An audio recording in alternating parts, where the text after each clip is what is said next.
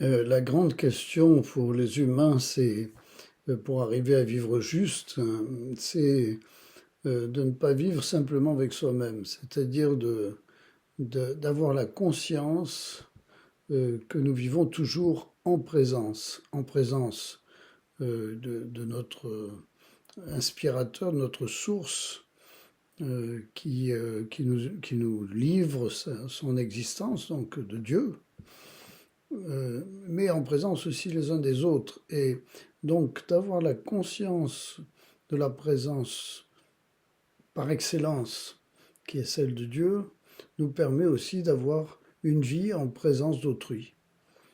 Et, et notre tentation, c'est d'oublier sans cesse cette présence essentielle euh, qui fait que nous pouvons ne pas être prisonniers de nous-mêmes, en quelque sorte, comme dans l'illusion que par nous-mêmes, nous suffisons et que nous pouvons très bien aboutir dans l'existence sans compter sur qui que ce soit d'autre.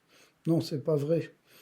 Il y a un réalisme du fait que nous ne sommes pas seuls au monde et que tout est relié et que nous avons à avoir la conscience permanente de cet état de fait. Et Saint Benoît insiste pour que cette dimension-là soit en quelque sorte le premier degré, le premier indice de ce qui nous rend juste, quoi.